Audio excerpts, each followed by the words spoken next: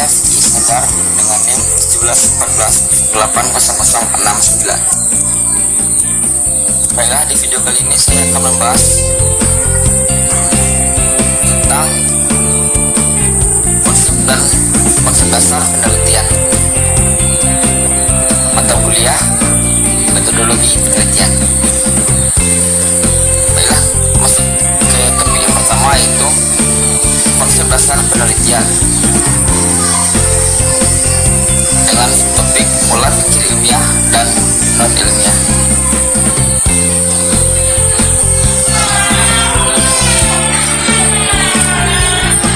Pola pikir dalam karya ilmiah mempunyai peranan yang sangat penting karena sebuah karya ilmiah selalu didasarkan pada hasil berpikir ilmiah. Pola pikir dalam karya ilmiah dipilah menjadi dua, yaitu pola pikir bersifat deduksi atau cara berpikir deduktif dan pola pikir induksi, cara berpikir deduktif. Dan kedua itu berpikir non ilmiah atau intuisi dan wahyu berdasarkan kebenaran suatu pengetahuan pada keyakinan semata. Selanjutnya yaitu hakikat, tujuan, dan fungsi penelitian. Pertama adalah hakikat penelitian pendidikan. Pada hakikatnya, penelitian merupakan suatu usaha untuk menemukan, mengembangkan, dan menguji kebenaran suatu pengetahuan dengan menggunakan metode-metode ilmiah. Menurut Suparmako, penelitian adalah usaha yang secara sadar diarahkan untuk mengetahui atau mempelajari fakta-fakta baru dan juga sebagai penyaluran hasrat ingin tahu manusia.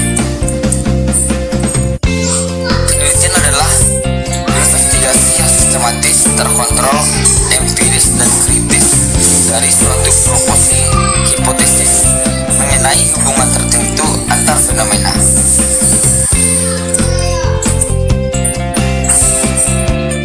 Untuk lebih jelasnya, pemahaman tentang penelitian itu sendiri dengan memperhatikan beberapa ciri suatu kerja penelitian, antara lain sebagai berikut.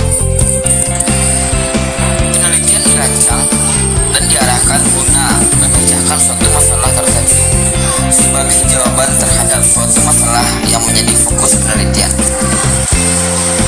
Penelitian memiliki nilai deskripsi dan prediksi serta hasil temuannya terhadap sampel yang berfokus pada suatu kelompok atau situasi objek tertentu yang spesifik.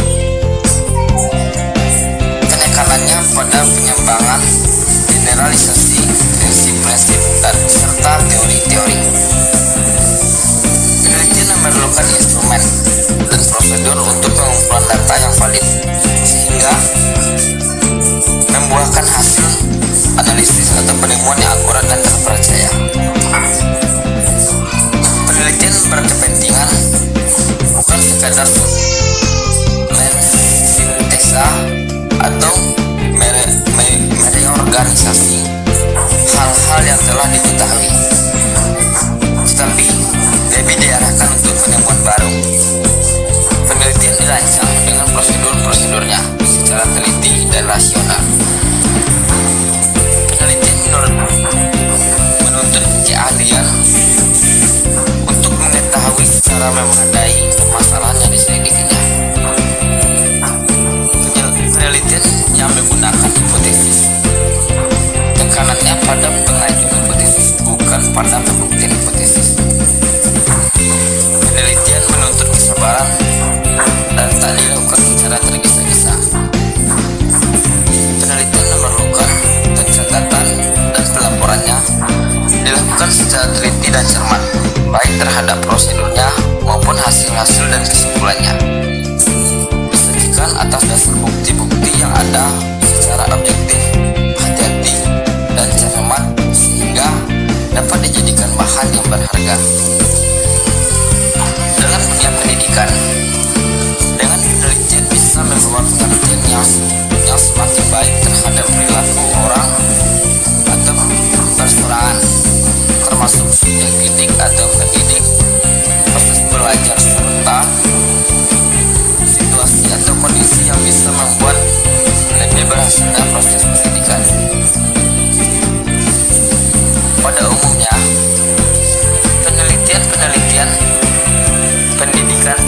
penelitian jenis terapan guna mengembangkan generalisasi yang berkenaan dengan proses belajar mengajar dan bahan mengajar.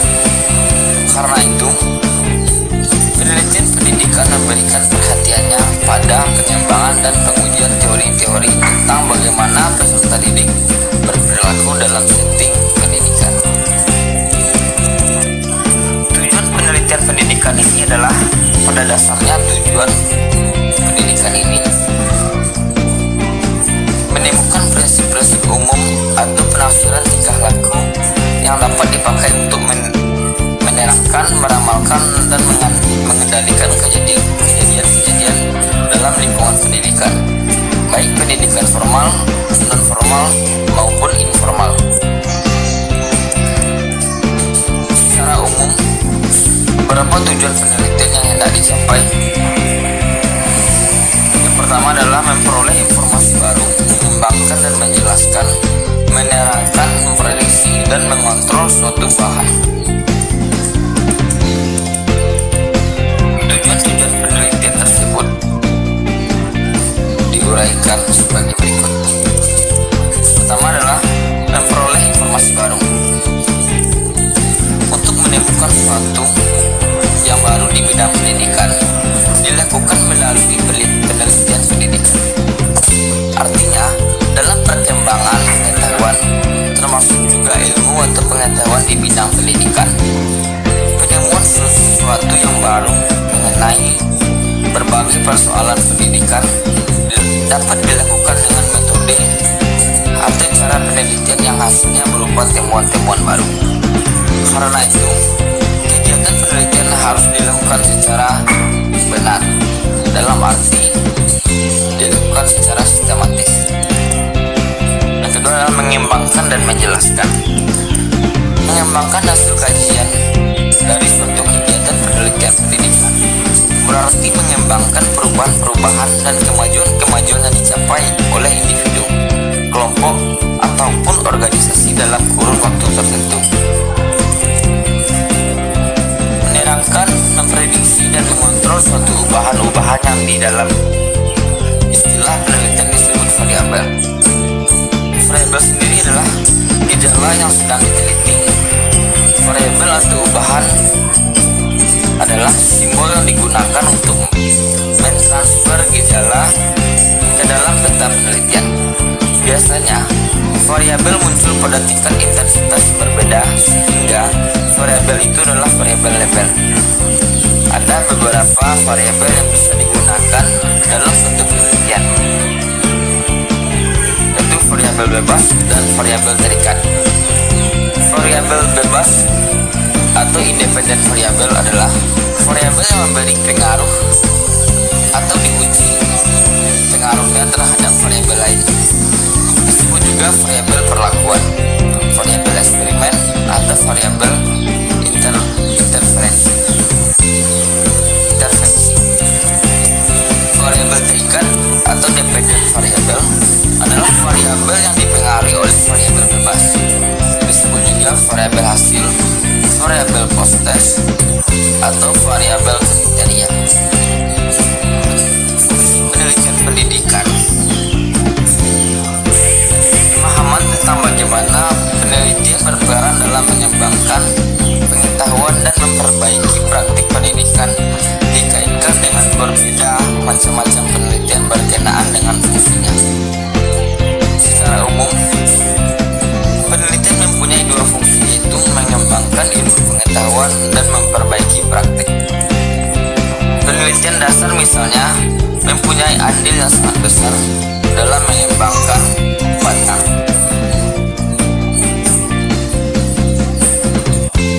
Temuan-temuan penelitian dapat memperkaya teori.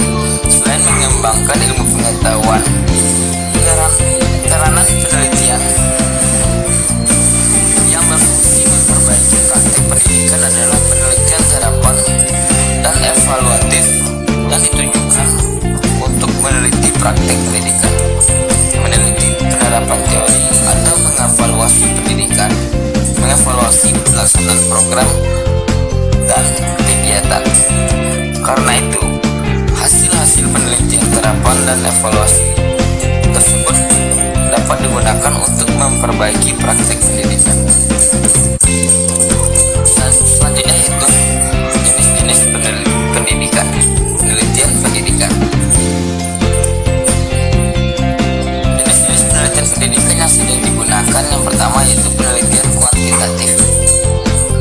Penelitian kuantitatif adalah metode penelitian yang banyak menggunakan data, angka, dengan segala bentuk analisisnya.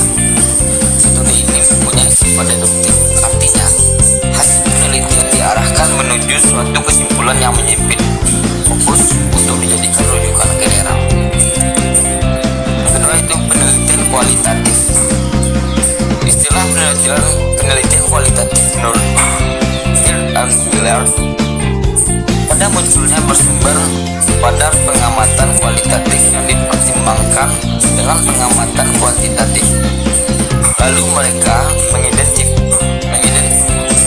mendefinisikan bahwa metodologi kualitatif adalah tradisi tersebut dalam ilmu pengetahuan sosial yang secara fundamental bergantung pada pengamatan pada manusia dalam keasalannya sendiri dan berhubungan dengan orang-orang tersebut dalam bahasanya, dalam peristilahannya.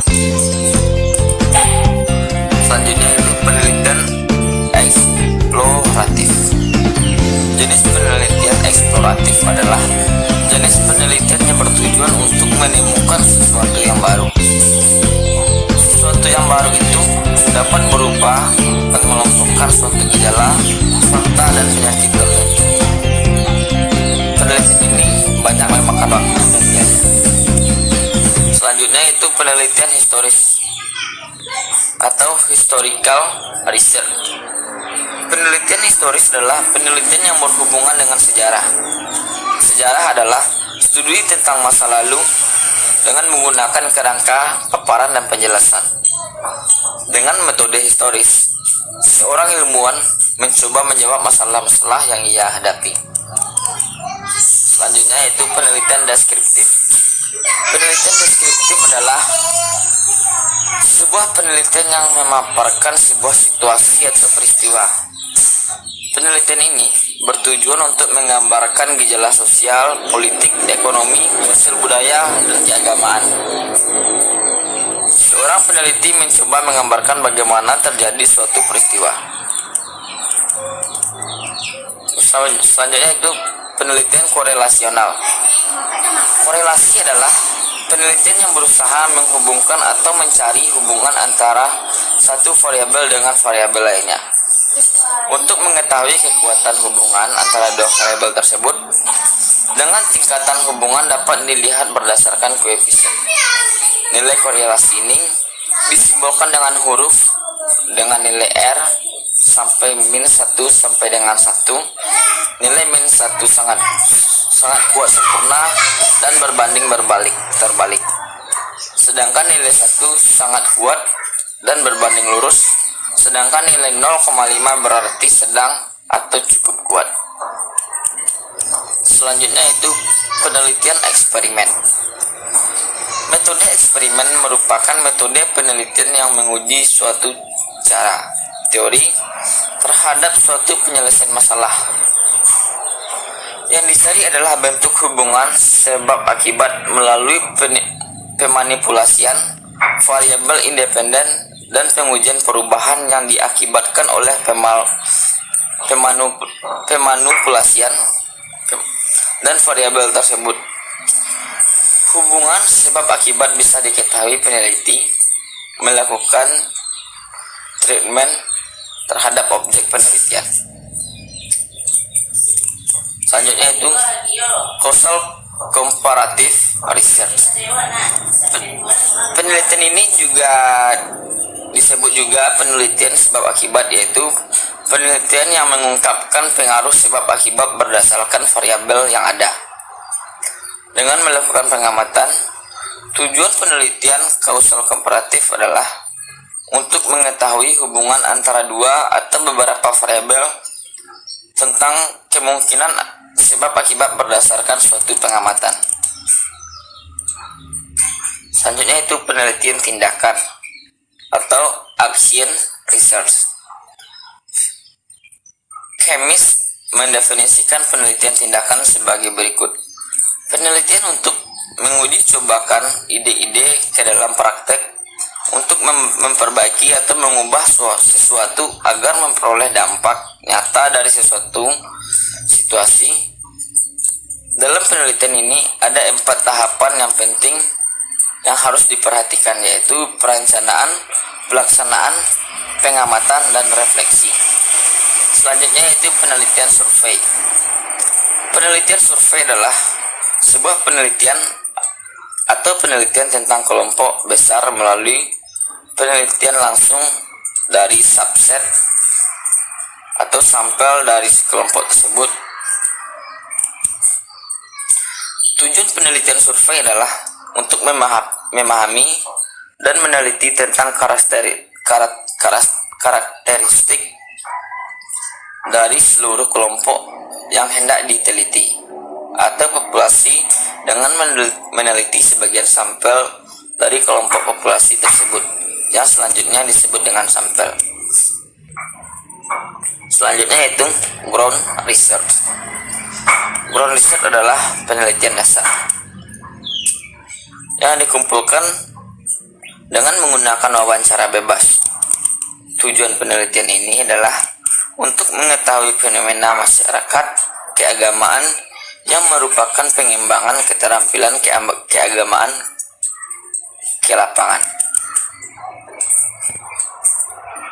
Selanjutnya yaitu komponen proposal penelitian. Yang pertama di sini adalah judul. Judul merupakan etalase dari suatu penelitian yang menampilkan keseluruhan rencana penelitian. Oleh karena itu, judul penelitian harus membuat gambaran global masalah dan lingkup penelitian.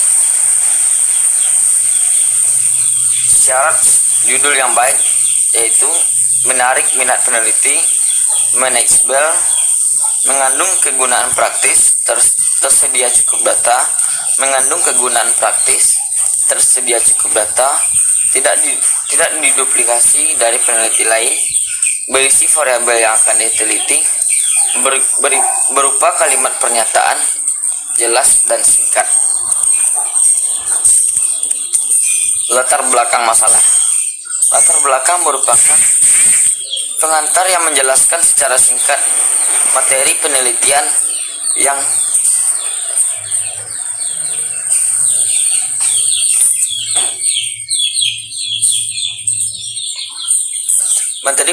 ditulis secara sistematis dan terarah. Biasanya dibuat secara deduktif, di mana masalah secara umum dikerucutkan menjadi masalah yang khusus akan diteliti. Latar belakang masalah merupakan justifikasi dibuatnya suatu penelitian.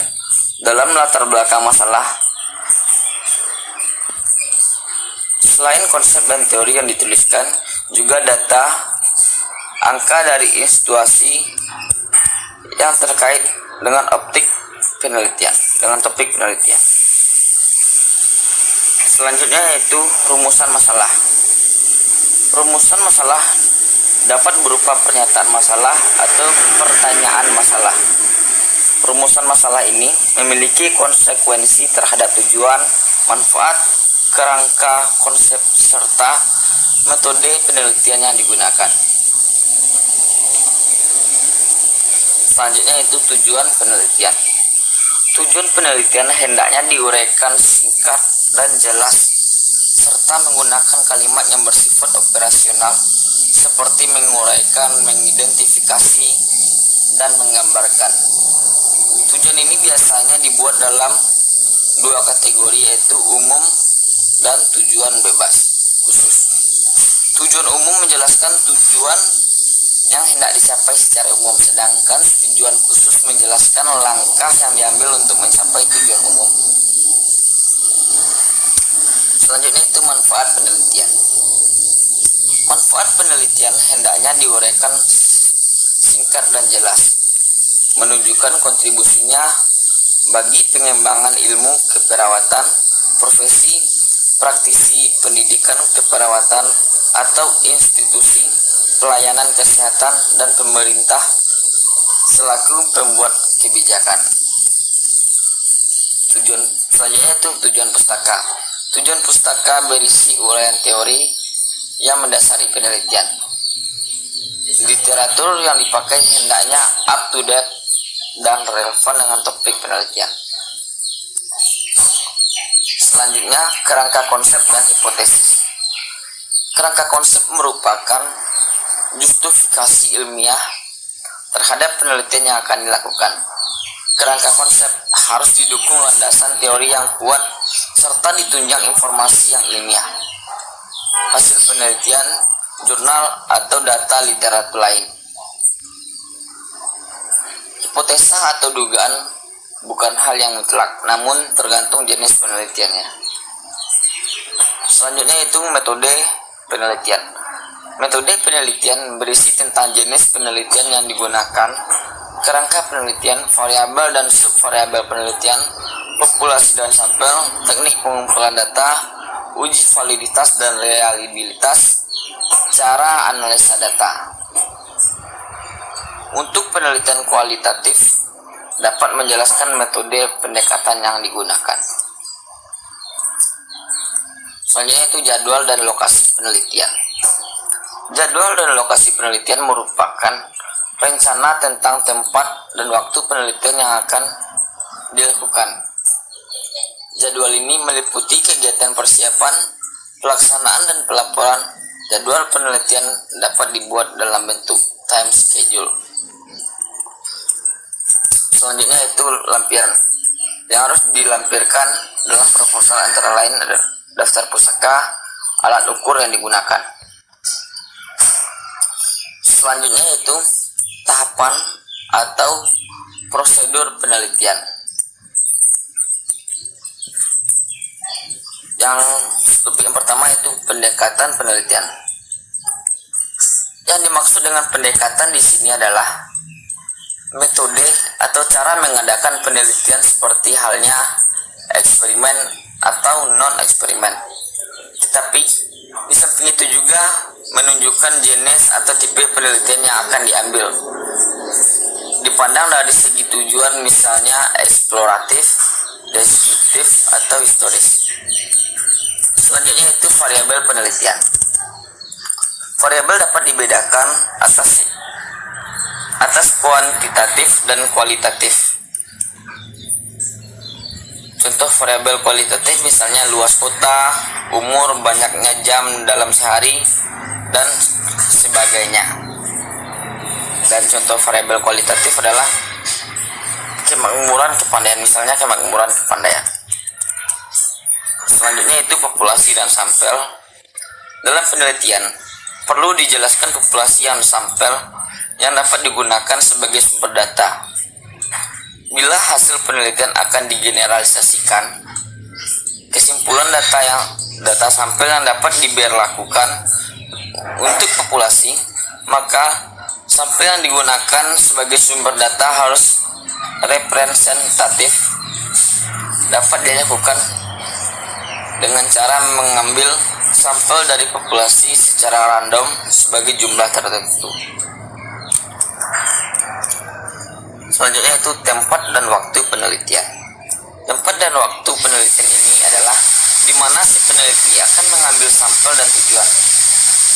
Kalau waktu penelitian berisikan kapan si peneliti akan melakukan penelitian dan selama beberapa bulan di dalamnya akan dimasukkan jadwal penelitian dan apa saja yang akan dilakukan di pertemuan pertama, kedua, tiga, dan selanjutnya.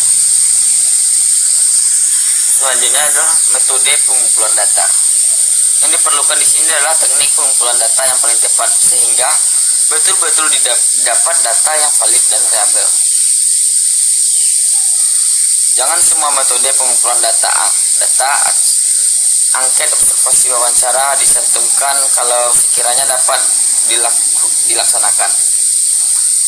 Selain itu, konsekuensi dari mencantumkan ketiga metode pengumpulan data itu adalah setiap metode setiap metode pengumpulan data yang dicantum harus disertai datanya. Selanjutnya yaitu instrumen penelitian. Instrumen penelitian yang bertujuan untuk mengukur suatu gejala akan menggunakan instrumen penelitian. Jumlah instrumen yang akan digunakan tergantung pada variabel yang akan diteliti. Selanjutnya prosedur penelitian. Prosedur penelitian adalah langkah-langkah apa saja yang akan peneliti ambil dalam melakukan penelitian. Uji coba instrumen. Untuk penelitian dengan menggunakan metode kuantitatif, maka analisis data ini berkenaan dengan perhitungan untuk menjawab rumusan masalah dan pengujian hipotesis yang diajukan. Bentuk hipotesis mana yang diajukan akan menentukan teknik statistik mana yang akan digunakan. Jadi sejak membuat rancangan, maka analisis data penelitian ini telah ditentukan. Bila peneliti tidak membuat hipotesis, maka rumusan masalah penelitian itu ialah perlu dijawab.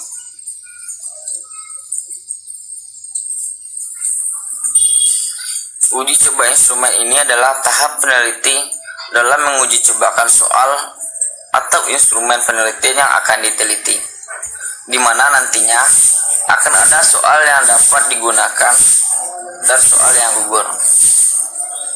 Selanjutnya itu hambatan penelitian.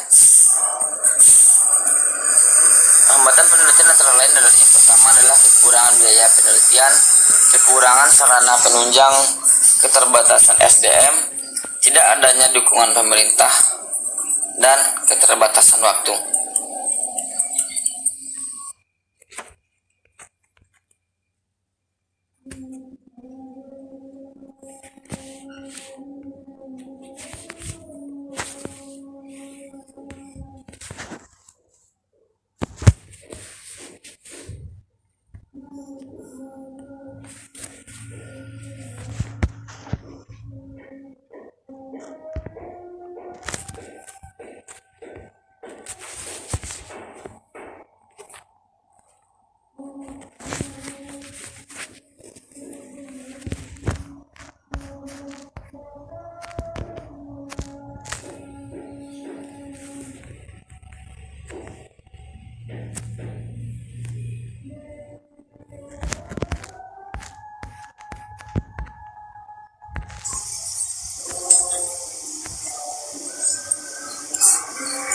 Bila kita akan masuk ke dalam bab 1,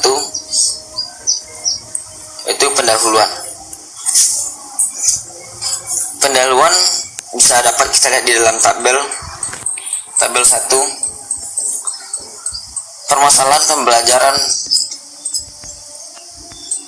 terkait isu. Ada 6, yaitu problematika pembelajaran sains di bidang pendidikan, problematika pembelajaran sains dari aspek guru, PJJ Laring dan Kurung, blended learning, kebijakan mereka belajar, dampak pandemi COVID-19 terhadap pendidikan, dan bisa kita baca sama-sama di dalam tabel yang telah disediakan.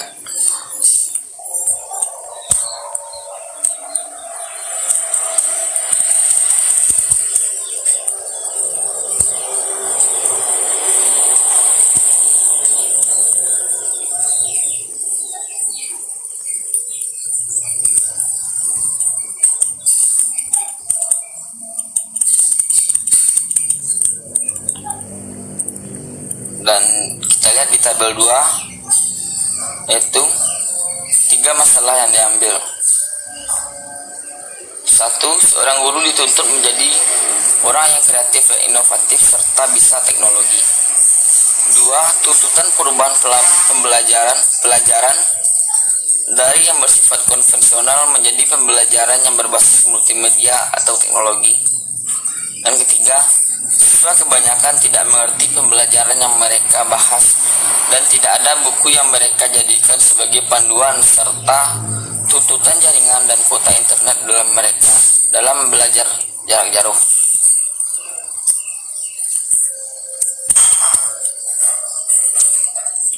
Alasannya, saya memilih 3 permasalahan ini karena sudah banyak terjadi perubahan pembelajaran secara online atau daring saat pandemi COVID-19. Pada guru dan siswa banyak mengeluh tentang perubahan ini karena mereka banyak dituntut untuk bisa melakukan semuanya. Contohnya itu, dari tidak mahir menggunakan teknologi, harus bisa menggunakan teknologi dan harus ada fasilitasnya. Sehingga guru dan siswa harus membeli kuota internet untuk bisa belajar online dan juga harus menggunakan jaringan yang bagus. Dan saya melihat siswa dan guru di luar sana, yaitu contohnya seperti di desa atau tempat pedalaman, harus mencari jaringan internet ke tempat yang ada jaringannya. Mereka rela pergi jauh dari pemukiman, malahan ada yang berjatuhan nyawa untuk bisa belajar online. Contohnya itu di perbukitan. Mereka tidak memikirkan dirinya untuk demi belajar online. Dan para guru dituntut kreatif dan inovatif karena tidak ada buku panduan bagi siswanya. Sehingga para guru harus mencari menggunakan internet, serta para guru harus membuat ide-ide untuk para siswanya agar bisa belajar secara online supaya tidak membosankan bagi para siswa hingga mereka tertarik untuk mengikuti belajar secara online, dan siswa lebih bisa memahami atau mengerti pembelajaran yang guru berikan. Selanjutnya itu solusi untuk mengatasi permasalahan tersebut. Solusinya bagi guru, yang pertama itu bekerja keras, mengubah keadaan menjadi lebih baik, peka terhadap sesuatu, memiliki rasa ingin tahu yang tinggi, siap mencoba dan melaksanakan, sabar dan optimis.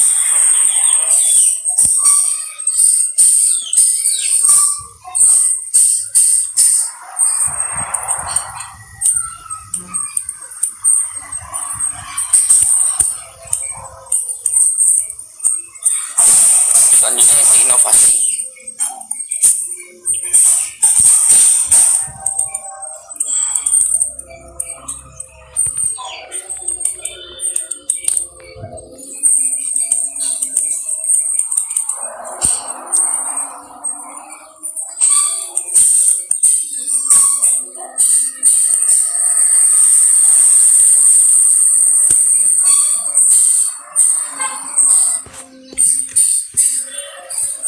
Solusinya, kebijakan oleh pemerintah yaitu menyediakan kuota internetan bagi masyarakat atau menyediakan tempat seperti kantor atau desa agar siswa bisa mengakses internet.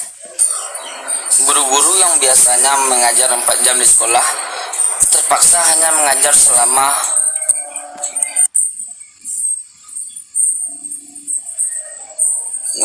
1 jam. Pemerintah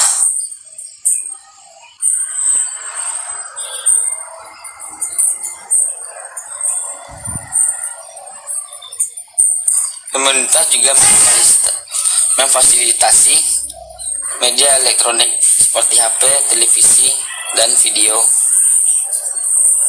DVD. Selanjutnya itu kajian pustaka. Kajian pustaka merupakan daftar referensi dari semua jenis seperti buku, jurnal, paper, artikel, disertai tesis, skripsi, handout, laboratori, manual, dan karya ilmiah lainnya yang dikutip dalam penulisan proposal. Semua referensi yang ditulis dalam kajian pustaka harus dirujuk di dalamnya. Referensi ditulis menurut abjad, huruf awal dari mana akhir atau keluarga penulis pertama, dan tahun penerbitan yang terbaru ditulis terlebih dahulu. Manfaat kajian pustaka yang pertama yaitu dapat menghindari penelitian yang terjadinya peniruan, plagiasi, dan penipuan dalam berbagai bentuknya. Yang kedua, sebagai tanggung jawab moral, kejujuran bagi seorang ilmuwan untuk menghargai pendapat orang lain, menunjukkan bahwa masalah yang diteliti memang kaya makna sehingga layak untuk dibicarakan kembali, menjelaskan bahwa penelitian yang dilakukan memang berbeda, sekaligus menunjukkan bahwa penelitian yang sedang dilakukan akan ditunjukkan hal-hal baru yang berbeda dengan penelitian lain. Pada penelitian kuantitatif, kajian pustaka berfungsi sebagai pengetahuan awal atau dasar teori yang digunakan dalam mengkonstruk variabel yang ada dalam penelitian. Fungsi kajian pustaka. Fungsi kajian pustaka yang pertama yaitu mengetahui masalah penelitian, membantu masalah prosedur, memahami latar belakang teoritis masalah penelitian, mengetahui manfaat penelitian sebelumnya, menghindari duplikasi, memberikan pembenaran pemilihan masalah penelitian. Selanjutnya yaitu tujuan, menentukan dan membatasi permasalahan penelitian, meletakkan penelitian pada perspektif sejarah dan asosiasional, menghindari yang tidak disengaja dan tidak perlu replikasi yang tidak disengaja terhadap penelitian yang pernah dilakukan oleh peneliti perlu dihindari karena hanya merupakan pemborosan, menghubungkan penemuan dengan pengetahuan yang ada dan usulan untuk penelitian lebih lanjut. Contoh kajian penelitian. Pada sebuah upaya untuk melakukan penelitian, maka dibutuhkan sebuah panduan serta dukungan untuk setiap penelitian yang sudah ada sebelumnya. Berdasarkan sebuah penelitian yang dilakukan oleh Edi Rifai 1995, banyak dijumpai sistem dari personalisasi di dalam sebuah lembaga permasyarakatan di Indonesia. Karena pada dasarnya sistem kemasyarakatan yang ada di Indonesia kini masih di dalam perubahan. Nama saja dari sistem kepenjaraan menjadi sistem kemasyarakatan, tetapi pada praktek pelaksanaannya masih berada pada sebuah sistem kepenjaraan. Karena dengan adanya berbagai keterbatasan, misalnya seperti perundang-undangan, sarana dan juga prasarana dan lain sebagainya.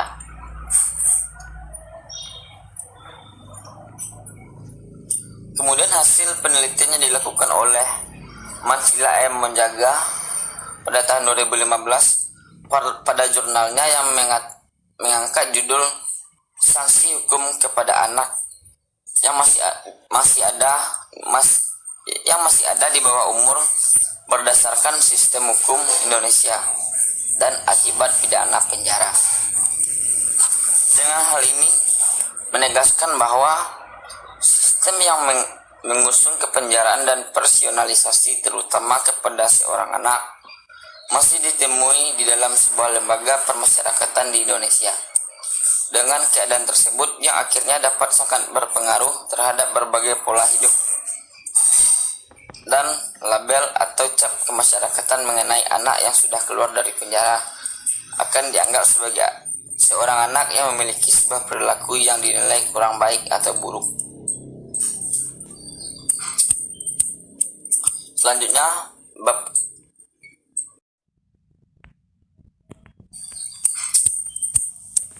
Selanjutnya bab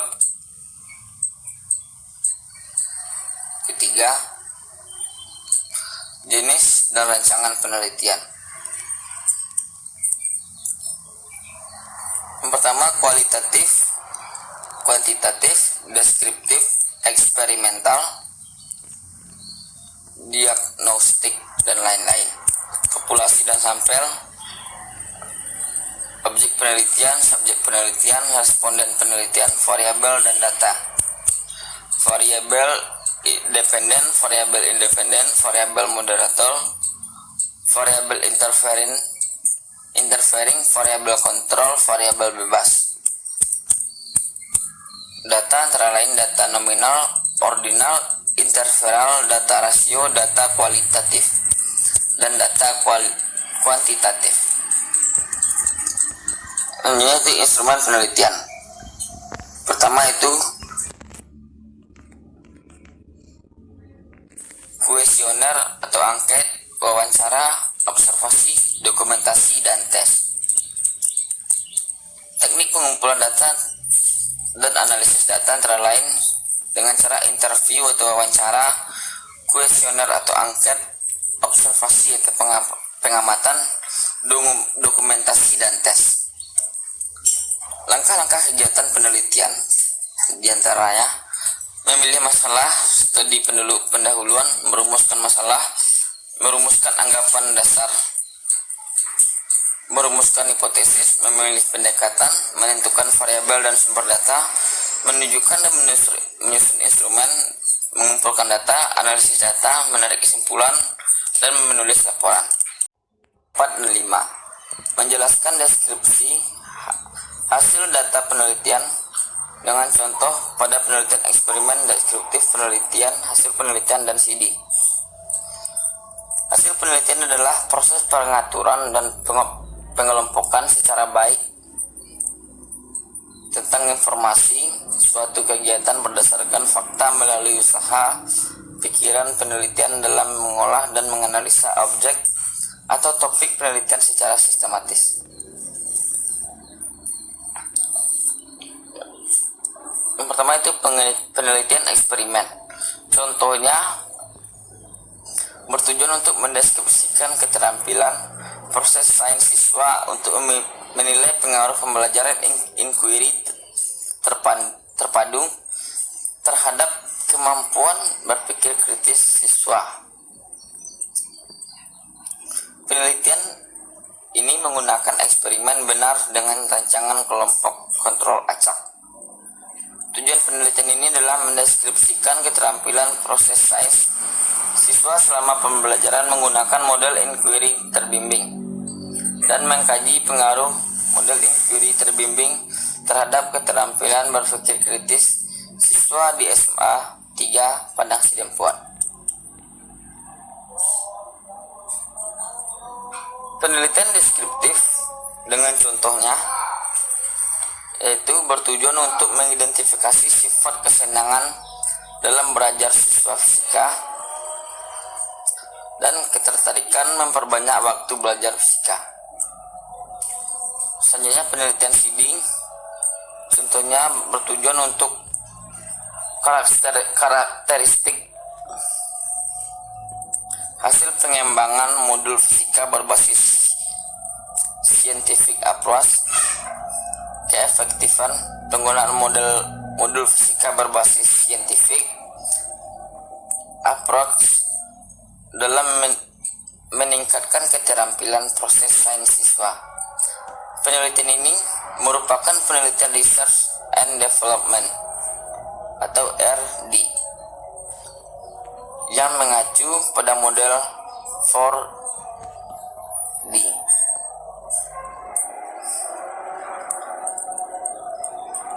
Selanjutnya itu memperjelas analisis data, hasil penelitian eksperimen, dan korelasi. Yang pertama itu pengertian analisis. Analisis adalah proses pemecahan suatu masalah kompleks menjadi bagian-bagian kecil sehingga bisa lebih mudah dipahami. Uji prasyarat direncanakan seperti contoh validitasi perangkat pembelajaran kooperatif berbasis eksperimen, dan kepraktisan perangkat pembelajaran kooperatif berbasis eksperimen. Uji hipotesis. Pembelajaran kooperatif berbasis eksperimen termasuk layak dikembangkan dan kriterianya valid serta meningkatkan tanggung jawab siswa dan pemahaman konsep. Selanjutnya itu menguraikan pembahasan penelitian.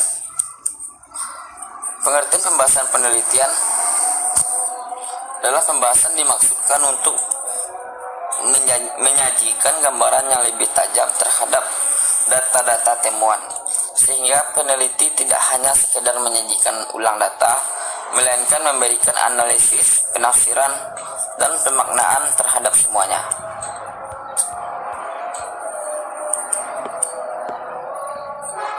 Teori-teori yang dikemukakan itu penelitian eksperimen.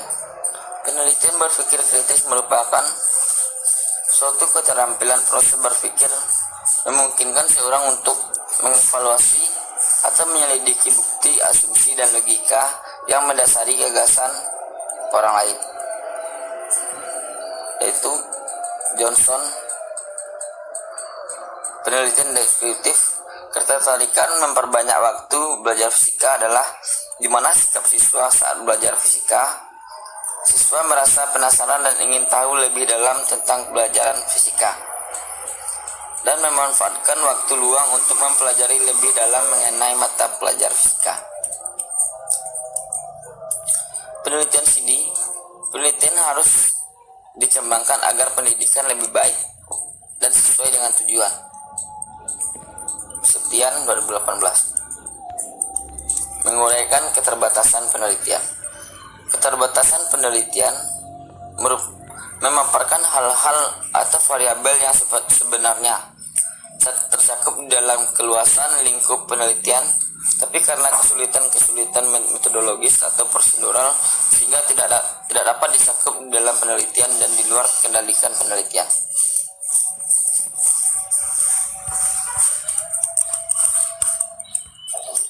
Lihat contoh keterbatasan penelitian.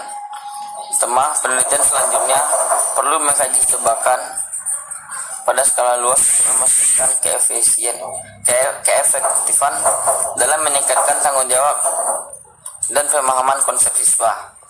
Selanjutnya itu menjelaskan cara menyusun kesimpulan. Contoh pengertian kesimpulan merupakan sebuah gagasan yang tercapai pada akhir pembicaraan.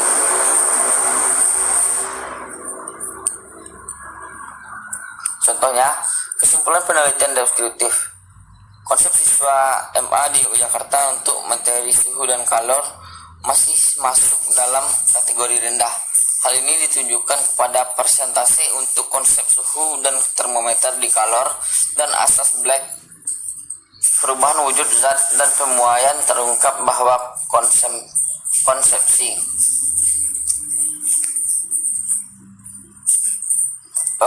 siswa paling rendah. Menjelaskan implikasi dan saran.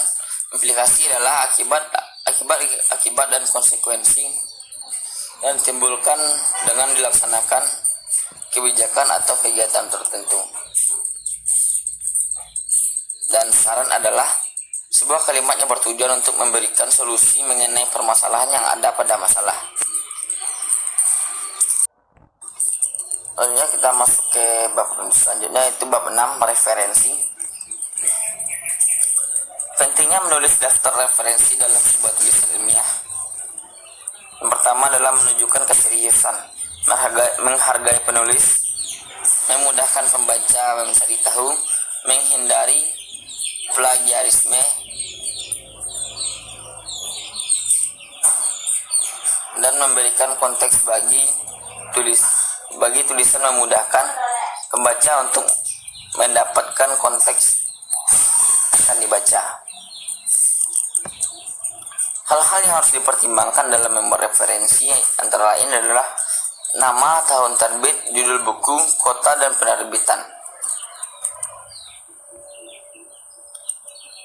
Bagaimana menuliskan kutipan versi Bloody Note endnote, dan footnote dalam laporan dengan cara penulisan daftar pustaka. Secara mendasar, pencantuman sumber kutipan mempunyai fungsi sebagai berikut, yaitu menyusun pembuktian atau etika kejujuran keterbukaan ilmiah, menyatukan penghargaan sebagai kepada penulis yang dikutip, yaitu selanjutnya catatan tubuh atau body note, catatan kaki atau footnote, dan catatan akhir atau endnote. Selanjutnya itu membuat panduan ringkas kutipan versi footnote, endnote, dan body note secara otomatis dalam teks dan referensi.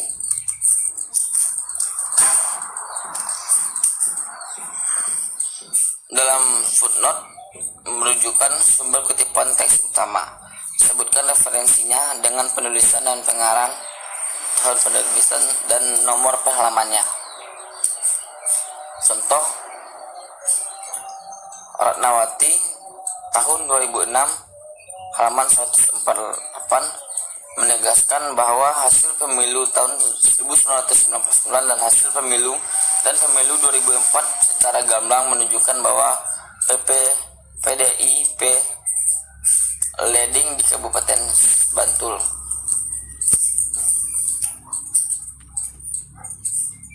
Dan body note, nama penulis menyatu dengan nama naskah tulisan, tidak berada dalam tanda kurung, sementara tahun penerbitan dan halaman berada dalam tanda kurung.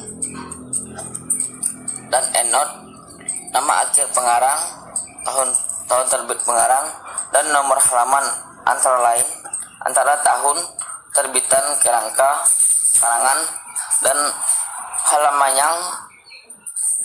halaman yang dikutip dibubuhi tanda koma. Membuat referensi otomatis bisa dari Google Sendekia dan sumber lainnya. Bisa kita buka di website Google Scholar. Pada kotak pencarian masukkan judul artikelnya, pada hasil pencarian dengan item judul yang sesuai, diklik sehingga akan muncul beberapa style pengutipan. Pilih atau blok item kutipan pada bagian font Saussure, kemudian klik kanan dan pilih copy. Buka halaman naskah yang ditulis pada bagian daftar pustaka atau tempel paste rujukan yang sudah dikopikan sebelumnya.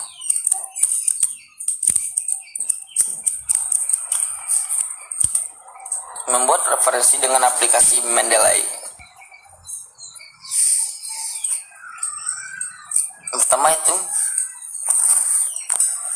Yang pertama yaitu pastikan strikel ingin di referensi sudah ada di Mendeley Desktop yang menggunakan dynamic difficulty adjustment interval referensi.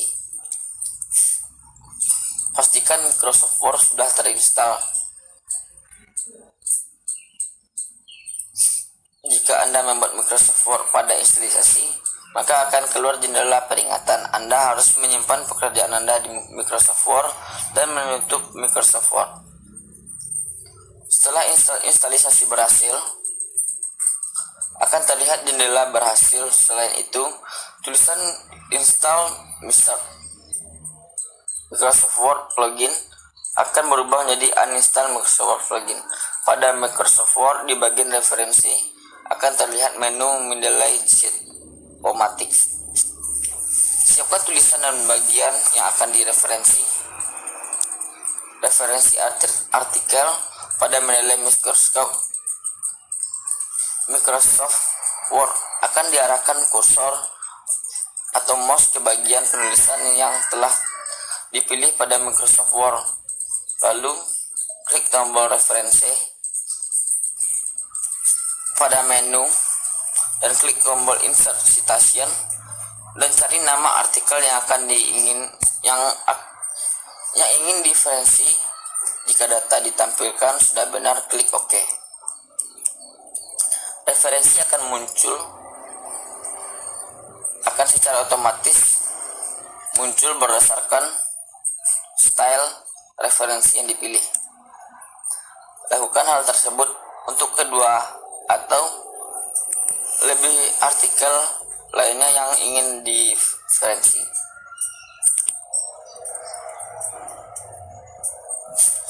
Selanjutnya, referensi dengan aplikasi Zotero.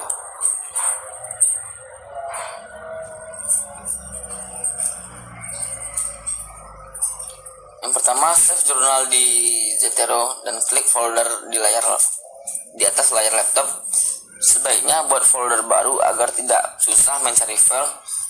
Buka aplikasi Microsoft Word, maka tambahkan Zotero di bagian toolbar. Buka kembali laporan skripsi di Word, kemudian klik kutipan, klik kiri satu kalimat kutipan, pilih kembali jurnal yang telah di save. Zotero, select this paragraph to edit. Selanjutnya kita akan masuk ke yang ke-7, yaitu contoh laporan skripsi penelitian eksperimen. Penelitian perlu membuat laporan karena penelitian laporan adalah bukti bahwa sebuah penelitian telah benar-benar dilakukan. Aturan penulisan laporan yang harus dipatuhi oleh penulis atau peneliti: font, spasi, dan ukuran kertas, ukuran margin, bab dan subbab, tulisan di bold atau ditebalkan, dan jarak atau bab, judul artikel, penulisan paragraf, penulisan struktur lain. Dan selanjutnya, kemukakan macam-macam format laporan penelitian. Bab 1 adalah pendahuluan, latar belakang, identifikasi masalah, batasan masalah, rumusan masalah, tujuan penelitian. Dan bab 2 adalah kajian teorik, media pembelajaran, media modul, prestasi belajar, tinjauan belajar modul menggunakan mesil dan operasi dasar, penelitian yang relevan, dan C, kerangka berpikir. D, hipotesis penelitian. Bab 3, metodologi penelitian. Yang pertama itu desain penelitian, tempat dan waktu penelitian, populasi dan sampel, alat penelitian, populasi dan sampel, di antara lain alat penelitian, instrumen penelitian, pengajuan instrumen, pelaksanaan penelitian, metode pengumpulan data, teknik analisis data. Bab 4 berkaitan dan pembahasan. Yang pertama itu deskripsi data, pengujian prasyarat hipotesis, pengujian hipotesis, dan pembahasan. Bab 5 yaitu kesimpulan, implikasi, dan keterbatasan dan saran. Kesimpulan, implikasi, keterbatasan, saran, dan daftar pusaka. Baiklah, hanya itu video kali ini. Semoga bermanfaat bagi teman-teman, dan selamat menyaksikan, dan terima kasih sudah menonton. Jangan lupa di like, komen, dan subscribe. Assalamualaikum warahmatullahi wabarakatuh.